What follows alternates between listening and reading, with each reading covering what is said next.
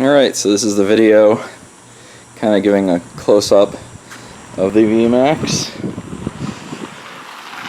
So what I'm talking about, when you sit there, where it went down, it's just like this is scraped up and this is bent in a little.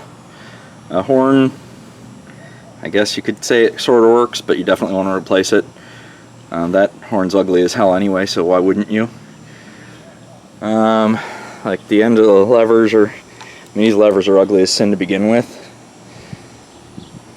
I don't actually know how that happened because there's no other damage on the bike to indicate that it like went upside down or something. Let's see here.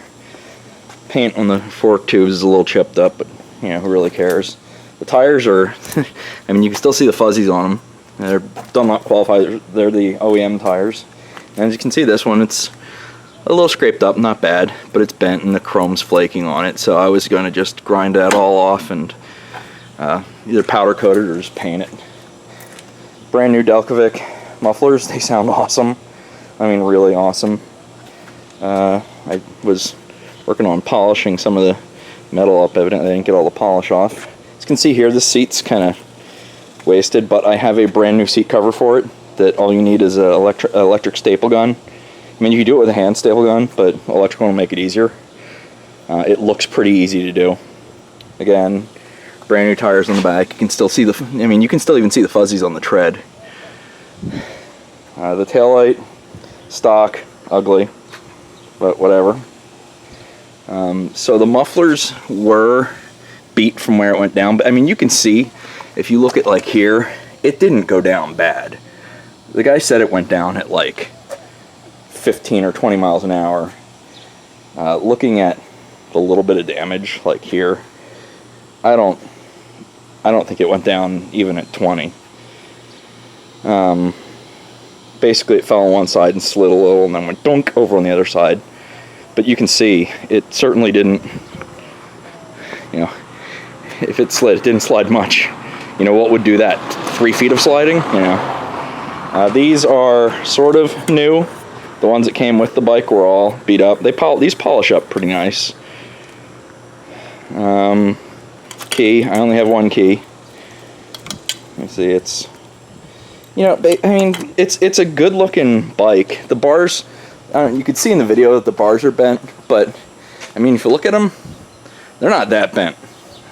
I mean, I rode it, you know, probably 50 miles on the old tires, and I guess,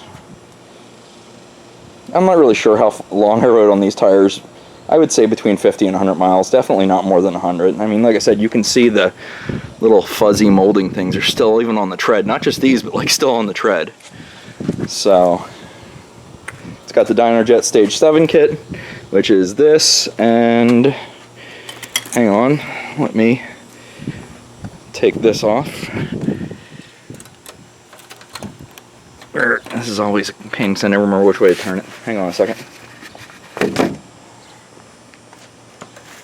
no way to turn this. There we go. So this is the Dynojet Stage 7 kit. These are supposed to go into the tops of these. I just never got around to drilling the holes for these. All you need is a drill bit that'll drill a hole like that. You could probably do it with a razor blade. If they're not in there, it's not going to make that big of a deal.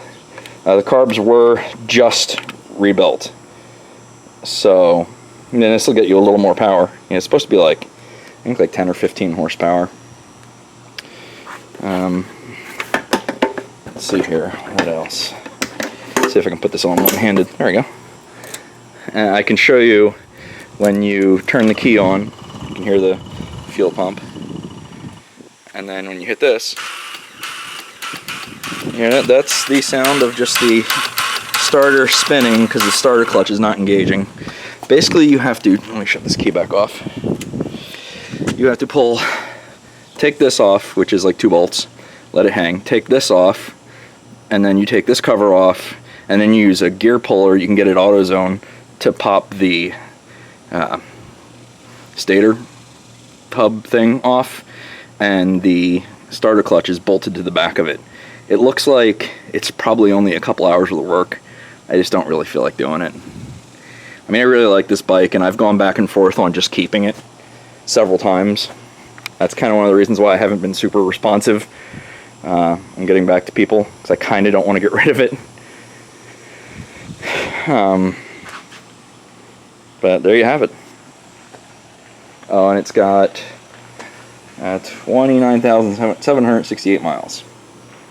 So you can kind of see where stuff's a little discolored from sitting.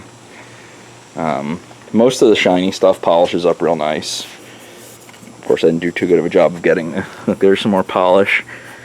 I didn't do a real good job getting that off. Oh well. So yeah, that's it. That is the vmax. If you have any questions, let me know.